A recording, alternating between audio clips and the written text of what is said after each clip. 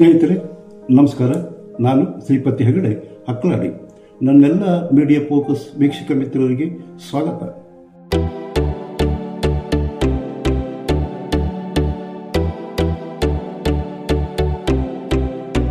ಇದು ಹಿಂದೂಗಳು ಖುಷಿ ಪಡುವ ತೀರ್ಪು.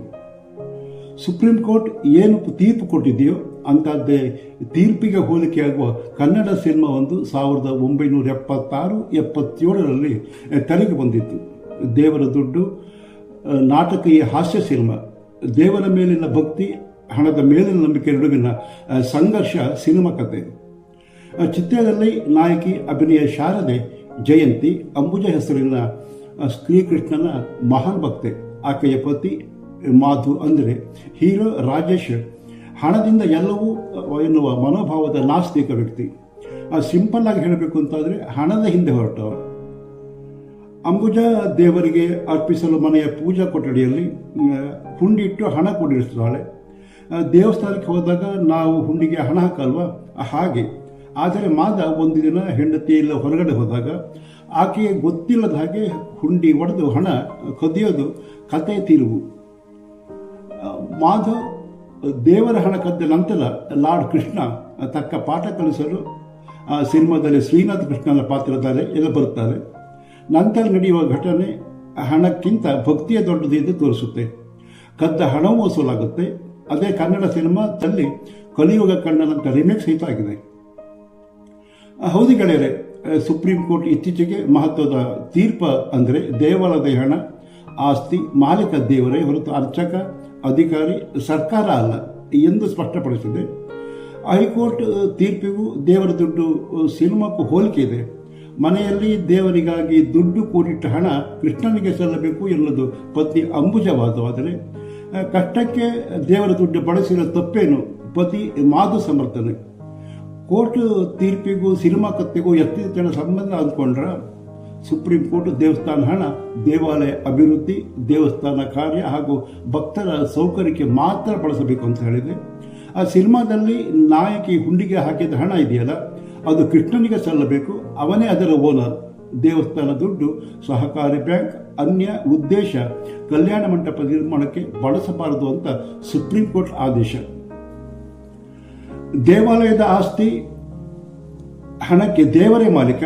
ಭೂ ದಾಖಲೆ ದೇವರ ಹೆಸರಿನಲ್ಲಿ ಲಭಿಸಬೇಕು. ನಿಧಿ ಬಳಕೆ, ಭಕ್ತರು ನೀಡುವ ಕಾಣಿಕೆ ದೇವಾಲಯ ಸುಧಾರಣೆ, ಸೌಲಭ್ಯ ಉನ್ನತೀಕರಣ, ಧಾರ್ಮಿಕ ಉದ್ದೇಶಕ್ಕೆ ಮಾತ್ರ ಬಳಸಬೇಕು. ಹಾಗಾದರೆ ಸುಪ್ರೀಂ ಕೋರ್ಟ್ ಏನು ಹೇಳಿದೆ? ಅದ್ಯಾವ ವಿವಾದ ಸಿನಿಮಾಕ್ಕೂ ತೀರ್ಪಿಗೂ ಏನು ಟಚ್ಚು ನೋಡಿಕೊಂಡು ಬರೋಣ ಬನ್ನಿ. ಕೇರಳ ದೇವಸ್ಥಾನ ಸರ್ಕಾರಿ ಬ್ಯಾಂಕಿನಲ್ಲಿ ಠೇವಣಿ ಹಣ ಇರಿಸಿತ್ತು. ದೇವಸ್ಥಾನದ ಅಭಿವೃದ್ಧಿಗಾಗಿ ಠೇವಣಿ ಹಣವನ್ನು ಹಿಂದಕ್ಕೆ ಕೊಡಬೇಕು ಅಂತ ದೇವಸ್ಥಾನ ಸಮಿತಿ ಕೇಳ್ಕೊಂಡಿತ್ತು. ಆದರೆ ಸಹಕಾರಿ ಡಿಪಾಸಿಟ್ ವಾಪಸ್ ಕೊಟ್ಟರೆ ಬ್ಯಾಂಕ್ ದರ್ಬಾದ್ ಆಗೋಗುತ್ತೆ, ಕೊಡೋಕ್ಕಾಗಲ್ಲ ಅಂತು. ಎಲ್ಲಾದರೂ ಉಂಟಾ? ನಾವು ಬ್ಯಾಂಕಿನಲ್ಲಿ ಇಟ್ಟ ಡಿಪಾಸಿಟ್ ಹಿಂದಕ್ಕೆ ಕೇಳಬಾರ್ದ? ದೇವಸ್ವಂ ಕೇರಳ ಹೈಕೋರ್ಟ್ ಮೆಟ್ಟಲೇ ಇರ್ತು. ಕೇರಳ ಕೋರ್ಟ್ 3 ತಿಂಗಳೊಳಗೆ ಠೇವಣಿ ಹಣ ಹಿಂದಕ್ಕೆ ಕೊಡುವಂತೆ ಆದೇಶ ಕೂಡ ಮಾಡಿತು. ಸಹಕಾರಿ ಬ್ಯಾಂಕ್ ಆದೇಶ ಪ್ರಶ್ನಿಸಿ ಸುಪ್ರೀಂ ಕೋರ್ಟ್ ಮೆಟ್ಟಲಿರುತ್ತು. ಆದರೆ ಸುಪ್ರೀಂ ಕೋರ್ಟ್ CJI ಸೂರ್ಯಕಾಂತ್ ಮತ್ತು ನ್ಯಾಯಮೂರ್ತಿ ಜೋಯಿಲ್ ಮಲ್ಯ ಬಾಗ್ಜಿ ಪೀಠ ವಿಚಾರಣೆ ನಡೆಸಿ ತೀರ್ಪು ನೀಡಿದೆ. ಹಿಂದೂಗಳ ಖುಷಿ ಪಡುವಂತಿದೆ. ದೇವಾಲಯ ಹಣ ದೇವರಿಗೆ ಸೇರಿದೆ. ಭಕ್ತರು ನೀಡಿದ ಕಾಣಿಕೆ ಹಣ ಉಳಿಸಬೇಕು, ರಕ್ಷಿಸಬೇಕು ಮತ್ತು ದೇವಾಲಯದ ಹಿತಾಸಕ್ತಿಗೆ ಮಾತ್ರ ವಿನಿಯೋಗಿಸಬೇಕು. ಅದು ಬಿಟ್ಟು ಸಹಕಾರಿ ಬ್ಯಾಂಕ್ ಆದಾಯ ಮೂಲ ಆಗಬಾರ್ದು, ಉಳಿವಿನ ಮೂಲವಾಗಿ ಬಳಸಿಕೊಳ್ಳುವಂತಿಲ್ಲ. CJI ಸೂರ್ಯಕಾಂತ್ ಅಭಿಪ್ರಾಯಪಟ್ಟರೆ ಠೇವಣಿ ಪಕ್ವವಾದಾಗ ಬ್ಯಾಂಕ್ ತಕ್ಷಣ ಮೊತ್ತ ಬಿಡುಗಡೆ ಮಾಡಬೇಕು ಅಂತ ನ್ಯಾಯಮೂರ್ತಿ ಬಾಗ್ಜಿ ನಿರ್ದೇಶನ ನೀಡಿದ್ದಾರೆ. ಇದಕ್ಕಿಂತ ದೊಡ್ಡ ಅಚ್ಚರಿಯನ್ನು ಬೇರೆ ಉಂಟಾ? ಸರ್ಕಾರಿ ವಕೀಲರ ವಾದ ಏನು ಅಂತ ಹೇಳಿದ್ರೆ, 2 ತಿಂಗಳೊಳಗೆ ಸಹಕಾರಿ ಠೇವಣಿ ಹಣ ಹಿಂದಿರುಗಿಸುವುದು ತುಂಬ ಕಷ್ಟ, ಇದರಿಂದ ತೊಂದರೆ ಆಗ್ತದೆ ಅಂತ ಹೇಳಿ ವಾದಿಸಿದರೆ, ಕೋರ್ಟು ಠೇವಣಿ ಆಕರ್ಷಿಸಲು ಬ್ಯಾಂಕಿಗೆ ಸಾಧ್ಯ ಆಗದೆ ಹೋದರೆ ಅದು ಬ್ಯಾಂಕಿನ ಸಮಸ್ಯೆ, ಠೇವಣಿದಾರರ ಸಮಸ್ಯೆ ಅಲ್ಲ.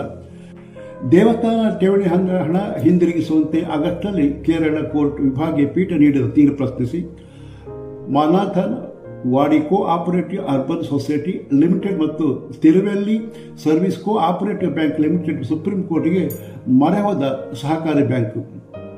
ಸುಪ್ರೀಂ ಕೋರ್ಟ್ ದೇವಸ್ಥಾನ ಹುಂಡಿ ದುಡ್ಡಿಗೆ ದೇವರ ಓನರ್ ಅಂದಿದೆ. ದೇವಸ್ಥಾನ ಹಿಂದೂಗಳ ಆಸ್ತಿ, ಅದರ ಹಕ್ಕು ಹಿಂದೂಗಳಿಗೆ ಕೊಡಲೇಬೇಕು ಎನ್ನುವ ಕಾಲಘಟ್ಟದಲ್ಲಿ ತೀರ್ಪು ಹಿಂದೂಗಳಲ್ಲಿ ಆಶಾಭಾವನೆ ಮೂಡಿಸಿದಂತೂ ಸುಳ್ಳಲ್ಲ. ಗೆಳೆಯರೇ, ದೇವಾಲಯ ಹಣ ಕಲ್ಯಾಣ ಮಂಟಪಗಳ ನಿರ್ಮಾಣಕ್ಕೆ ಅಥವಾ ಸಹಕಾರಿ ಬ್ಯಾಂಕ್ಗಳಂತಹ ಸ್ವಾರ್ಥದ ಉದ್ದೇಶಗಳಿಗೆ ಬಳಸುವುದು ಕೋರ್ಟ್ ನಿಷೇಧ ಮಾಡಿದೆ. ಆ ಕಲ್ಯಾಣ ಮಂಟಪ ನಿರ್ಮಾಣಕ್ಕೆ ದೇವಾಲಯದ ನಿಧಿ ಬಳಸುವ ಸರ್ಕಾರದ ಆದೇಶ ಇತ್ತೀಚೆಗೆ ಮದ್ರಾಸ್ ಹೈಕೋರ್ಟ್ ವಜಾಗೊಳಿಸಿತ್ತು. ಅದರ ಮೂಲ ಉದ್ದೇಶ ಧಾರ್ಮಿಕವಾಗಿರಬೇಕು ಅಂತ ಕೂಡ ಹೇಳಿದೆ. ಅರ್ಚಕರು ಅಥವಾ ವ್ಯವಸ್ಥಾಪಕರು ಕೇವಲ ಆಸ್ತಿ ರಕ್ಷಕರು ಹೊರತು ಮಾಲೀಕರೇ ಅಲ್ಲ. ಅವರ ಹೆಸರು ಕಂದಾಯ ದಾಖಲೆ ಅಂದರೆ ರೆಮಾರ್ಕ್ ಕಾಲಮ್ನಲ್ಲಿ ನಮೂದಿಸಬಹುದೇ ಹೊರತು ಮಾಲೀಕತ್ವದ ಕಾಲಮ್ನಲ್ಲಂತೂ ಅಲ್ಲ. ಸಂಕ್ಷಿಪ್ತವಾಗಿ ಹೇಳಬೇಕು ಅಂತಾದರೆ ದೇವಾಲಯದ ಆಸ್ತಿ ಮತ್ತು ಹಣ ದೈವಿಕ ಸಂಪತ್ತು, ಮಾನವ ನಿರ್ಮಿತ ಸ್ವಾರ್ಥ ಉದ್ದೇಶಗಳಿಗೆ ಬಳಸಲು ಸಾಧ್ಯವಿಲ್ಲ ಎಂದು ಸುಪ್ರೀಂ ಕೋರ್ಟ್ ಸ್ಪಷ್ಟಪಡಿಸಿದೆ. ಹಳೆ ವಿಷಯ ಅದು. ದೇವರ ದುಡ್ಡು ದೇವರೇ ಓನರ್. ದೇವಾಲಯದ ಹುಂಡಿಗೆ ಬಿದ್ದ ದಾನ ದಕ್ಷಿಣೆಯ ಭಕ್ತಿಯ ಹಣ. ಅದು ಯಾರದ್ದು? ಸರ್ಕಾರದ, ಟ್ರಸ್ಟಿಂದ, ಆಡಳಿತ ಮಂಡಳಿಯಿಂದ ಅಥವಾ ದೇವರಿದ್ದ? ಇದು ಈಗ ಪ್ರಶ್ನೆ ಇಲ್ಲ. ಸುಪ್ರೀಂ ಕೋರ್ಟ್ ಅಂತಿಮವಾಗಿ ಹೇಳಿದೆ, ದುಡ್ಡು ದೇವರಿಗೆ, ದೇಣಿಗೆ ದೇವರೇ ಮಾಲೀಕ. ದೇವರಾಣೆ ಹೌದು ಕಣ್ರಿ. ಈ ತೀರ್ಪು ಹಿಂದೂ ಸಮಾಜದಲ್ಲಿ ಹೊಸ ಚರ್ಚೆ, ಹೊಸ ಆಸೆ, ಹೊಸ ಧೈರ್ಯ ಮೂಡಿಸಿದಂತೆ ಸುಳ್ಳಲ್ಲ. ಹಿಂದೂಗಳು ಏನು ಹೇಳ್ತಾರೆ ಅಂತ ಹೇಳಿದರೆ, ದೇವಾಲಯಕ್ಕೆ ಸರ್ಕಾರ ಹಸ್ತಕ್ಷೇಪ ಬೇಡ. ಯಾಕೆ ಅಂತಂದರೆ ದೇವಾಲಯ ಏನು ಸರ್ಕಾರ ಕಟ್ಟಿದ್ದಲ್ಲ. ದೇವಾಲಯವನ್ನು ಕಟ್ಟಿದ್ದು ಹಸ್ತದಾನ ಮಾಡಿದ ನಮ್ಮ ಪೂರ್ವಿಕರು, ಭಕ್ತರು, ರಾಜರು, ಮಹಾರಾಜರು, ಮಠ ಮಂದಿರಗಳು, ಹಳ್ಳಿ ಜನ. ಸರ್ಕಾರಕ್ಕೆ ಆಡಳಿತದ ಕರ್ತವ್ಯ ಬೇಕಾದಿರಲಿ, ಮಾಲೀಕತ್ವದ ಅಲ್ಲ. ಹಣ ದೇವರದ್ದು ಎಂದಾಗ ನಿರ್ಮೂಲಿಸುವ ಆಡಳಿತ ಮಂಡಳಿ ಅಥವಾ ಸರ್ಕಾರ ಹೆಚ್ಚು ಜವಾಬ್ದಾರಿಯುತವಾಗಿ ವರ್ತಿಸಬೇಕು. ಭಕ್ತರು ಕೇಳಿದಾಗ ಹಣದ ಬಳಕೆ ಪಾರದರ್ಶಕವಾಗಿ ಮಾಹಿತಿ ನೀಡಬೇಕಾಗುತ್ತೆ. ಆ ದೇವಸ್ಥಾನ ಹಣದ ಬಳಕೆಯಲ್ಲಿ ಭಕ್ತರಿಗೆ ಮಾತನಾಡುವ ಹಕ್ಕನ್ನು ತೀರ್ಪು ಪರೋಕ್ಷವಾಗಿ ನೀಡಿದಂತಾಗಿದೆ. ಹೋರಾಟಕ್ಕೆ ನೈತಿಕ ಮತ್ತು ಧಾರ್ಮಿಕ ಬಲ ಸಿಕ್ಕಂತೆಯೂ ಆಗಿದೆ. ದೇವಸ್ಥಾನ ಹಣ ಬೇರೆ ಉದ್ದೇಶಗಳಿಗೆ ಬಳಕೆಯಾಗುವುದರ ವಿರುದ್ಧ ನಡೆಯುತ್ತಿರುವ ಹೋರಾಟಗಳಿಗೆ ಸುಪ್ರೀಂ ಕೋರ್ಟ್ ತೀರ್ಪು ದೊಡ್ಡ ನೈತಿಕ ಬೆಂಬಲ ನೀಡಿದ್ದಂತೂ ಸತ್ಯ. ಕಾನೂನು ಕೂಡ ನಮ್ಮ ಪರವಾಗಿದೆ ಎಂಬ ಸಂದೇಶ ಹೋರಾಟಗಾರರಲ್ಲಿ ಆತ್ಮವಿಶ್ವಾಸ ಹೆಚ್ಚಿಸಿದಂತೂ ಪರಮ ಸತ್ಯ. ಕೇರಳ ಸಹಕಾರಿ ಬ್ಯಾಂಕ್ ಪ್ರಕರಣದಲ್ಲಿ ಸುಪ್ರೀಂ ಕೋರ್ಟ್ ನೀಡಿದ ತೀರ್ಪು ದೇವಸ್ಥಾನದ ಹಣದ ರಕ್ಷಣೆಗೆ ಸಂಬಂಧಿಸಿದಂತೆ ಒಂದು ಮೈಲುಗಲ್ಲು ಹೌದು. ಇದು ದೇವಸ್ಥಾನದ ಆಡಳಿತ ಸರ್ಕಾರದ ಹಸ್ತಕ್ಷೇಪದಿಂದ ಮುಕ್ತ ಆಗುತ್ತೆ. ಹಣ ದೇವಸ್ಥಾನದ ಏಳಿಗೆಗೆ ಮಾತ್ರ ಬಳಸಬೇಕೆಂಬ ಬಹುಕಾಲದ ಬೇಡಿಕೆಗೆ ಕಾನೂನು ಬಲ ಸಿಕ್ಕಂತಾಗಿದೆ. ಭವಿಷ್ಯದಲ್ಲಿ ತೀರ್ಪು ಅನೇಕ ಹೋರಾಟಗಳಿಗೆ ಪ್ರೇರಣೆಯಾದರೂ ಅಚ್ಚರಿಯಲ್ಲ.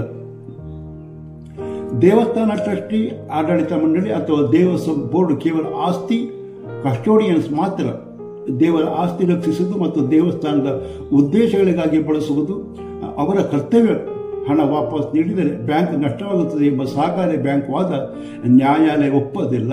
ಬ್ಯಾಂಕ್ ನಷ್ಟವಾಗುವುದಕ್ಕಿಂತ ದೇವಸ್ಥಾನದ ಹಣದ ರಕ್ಷಣೆ ಹೆಚ್ಚು ಮುಖ್ಯ ಎಂದು ನ್ಯಾಯಾಲಯ ಅಭಿಪ್ರಾಯಪಟ್ಟಿದೆ. ತೀರ್ಪು ದೇವಸ್ಥಾನಗಳ ಆರ್ಥಿಕ ಸ್ವಾಯತ್ತತೆ ಮತ್ತು ಭದ್ರತೆ ಎತ್ತಿ ಹಿಡಿದಿದೆ.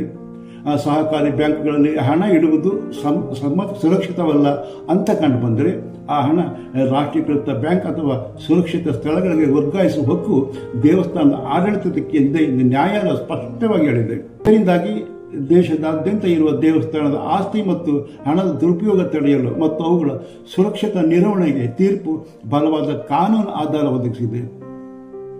ತೀರ್ಪು ದೇವಸ್ಥಾನ ಆಸ್ತಿ ಅಕ್ರಮವಾಗಿ ಪರಭಾರೆ ಮಾಡುವುದಕ್ಕೂ ಬ್ರೇಕ್ ಹಾಕ್ತದೆ. ದೇವಸ್ಥಾನದ ಪಾವಿತ್ರ್ಯತೆ ಮತ್ತು ಆಸ್ತಿ ಸಂರಕ್ಷಣೆಗೆ ಸಹಾಯಕ ಕೂಡ. ಸರ್ಕಾರ ದೇವಸ್ಥಾನ ನಿರ್ವಹಿಸಬಹುದಾದರೆ ಆಸ್ತಿ ಬೇರೆ ಉದ್ದೇಶಗಳಿಗೆ ಬಳಸುವಂತೆ ಇಲ್ಲ. ಅದು ಆಸ್ತಿ ದುರ್ಬಳಕೆ ತಡೆಯಲು ಅಸ್ಥಿರವಾಗುತ್ತದೆ. ಒಟ್ಟಾರೆ ದೇವರ ಹಣಕ್ಕೆ ದೇವರೇ ಓನರ್ ಎಂಬ ಸುಪ್ರೀಂ ಕೋರ್ಟ್ ಸ್ಪಷ್ಟ ತೀರ್ಪು ಸನಾತನ ಧರ್ಮದ ಆಸ್ತಿಗಳ ರಕ್ಷಣೆಗೆ ನೀಡಿದ ಮಹತ್ವದ ಮೈಲುಗಲ್ಲು.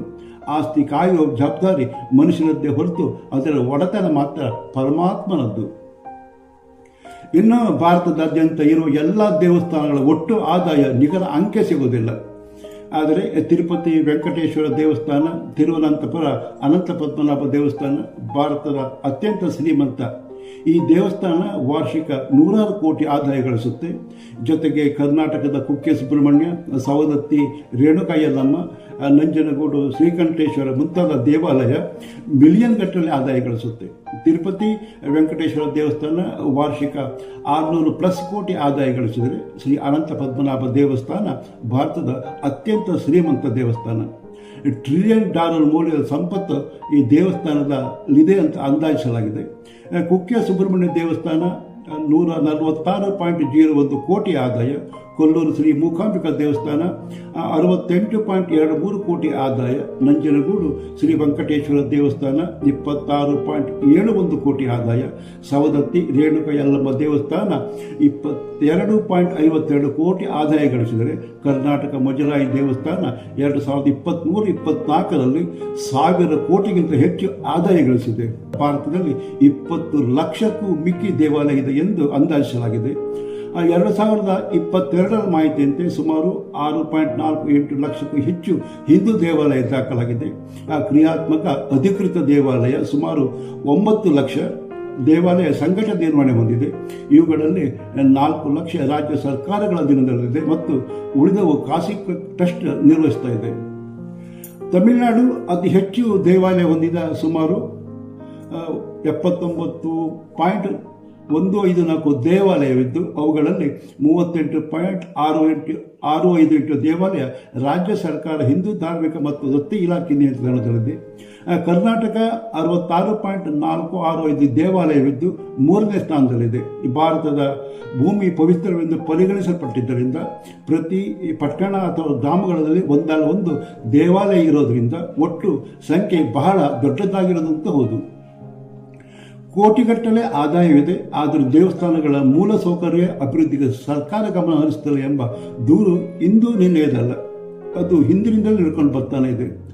ಧರ್ಮದಾಯ ಇಲಾಖೆಗೆ ಎ ಗ್ರೇಡ್ ದೇವಸ್ಥಾನದಿಂದ ಬರುವ ಆದಾಯದಲ್ಲಿ ಅಷ್ಟು ದೇವಾಲಯ ಅಭಿವೃದ್ಧಿಪಡಿಸಬಹುದಾದರೂ ಅಗತ್ಯ ಸೌಕರ್ಯ ಒದಗಿಸಬಹುದು, ಆದರೆ ಮಾಡ್ತಲೇ ಇಲ್ಲ. ಕೋಟಿ ಕೋಟಿ ವರಮಾನ ನೀಡುವ ರಾಜ್ಯದ ಧರ್ಮದಾಯ ಇಲಾಖೆ ದೇವಾಲಯಕ್ಕಿಲ್ಲ ಭದ್ರತೆ. ಬಹುತೇಕ ಎಲ್ಲ ದೇವಾಲಯಗಳಲ್ಲೂ CCTV ಕ್ಯಾಮರಾ, ಸಿಬ್ಬಂದಿ, ಶೌಚಾಲಯ ಸಮಸ್ಯೆ ಒಂದಲ್ಲ ಒಂದು ಇದ್ದೇ ಇದೆ.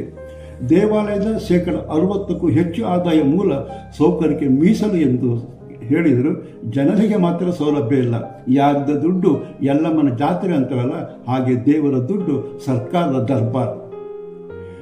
ರಾಜ್ಯದಲ್ಲಿ ಮುಜರಾಯಿ ಇಲಾಖೆ ವ್ಯಾಪ್ತಿಗೆ ಸೇರಿದ ದೇವಸ್ಥಾನ ಒಟ್ಟು 708.87 ಕೋಟಿ ಆದಾಯ ಪ್ರತಿ ವರ್ಷ ರಾಜ್ಯ ಸರ್ಕಾರಕ್ಕೆ ಸಂದಾಯ. ಆದರೆ ಬಹುತೇಕ ದೇವಾಲಯಗಳಿಂದ ಭಕ್ತರನ್ನು ಮೂಲ ಸೌಕರ್ಯಗಳ ದೃಷ್ಟಿಯಲ್ಲಿ ದೇವರೇ ಕಾಪಾಡಬೇಕು.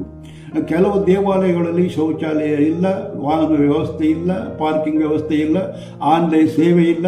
ಗುತ್ತಿಗೆದಾರರ ಸಮಸ್ಯೆಗಳಿಂದ ದೇವರ ದರ್ಶನವೂ ಸಂಕಷ್ಟ.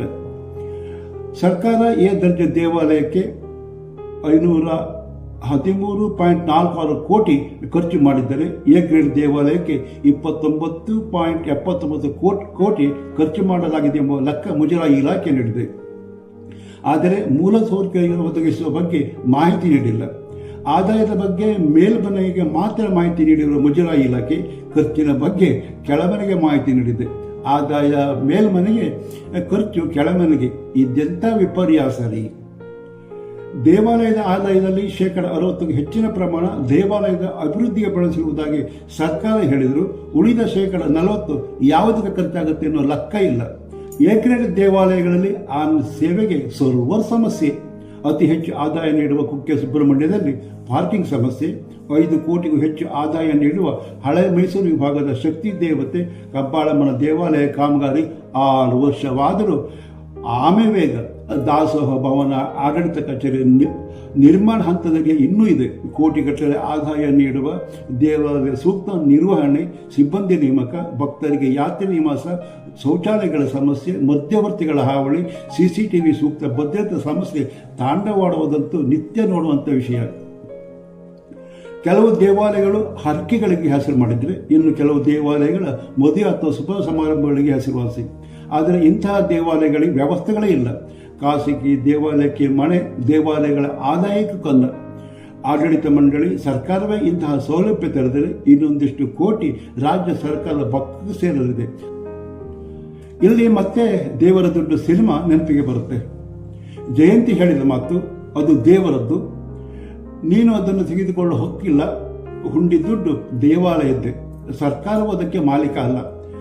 ಭಕ್ತಿ, ದೈವ, ನಂಬಿಕೆ ನಿಂತಿರುವ ಶಕ್ತಿ, ನ್ಯಾಯ ಎಲ್ಲವೂ ದೇವಂದೇ ಎಂದು ಹೇಳುವ ಸಂದೇಶ. ಅದೇ ಸಂದೇಶ ಇಂದು ನ್ಯಾಯಾಲಯದ ತೀರ್ಪಿನಲ್ಲಿ ಕೇಳಿಸಿದೆ. ಸುಪ್ರೀಂ ತೀರ್ಪಿನ ಕುರಿತು ನಿಮ್ಮ ಅಭಿಪ್ರಾಯ ಕಾಮೆಂಟ್ ಮಾಡಿ. ಮಾಹಿತಿ ಇಷ್ಟವಾದರೆ ಮೀಡಿಯಾ ಫೋಕಸ್ ಚಾನಲ್ ಸಬ್ಸ್ಕ್ರೈಬ್ ಮಾಡಿ, ಲೈಕ್ ಹಾಗೂ ಶೇರ್ ಮಾಡೋದು ಮರೆಯಬೇಡಿ. ಮತ್ತೊಂದು ಹೊಸ ವಿಷಯದೊಟ್ಟಿಗೆ ನಿಮ್ಮ ಮುಂದೆ ಬರ್ತೇನೆ. ಅಲ್ಲಿಯ ತನಕ ನಮಸ್ಕಾರ. ಜೈ ಕರ್ನಾಟಕ, ಜೈ ಹಿಂದ್.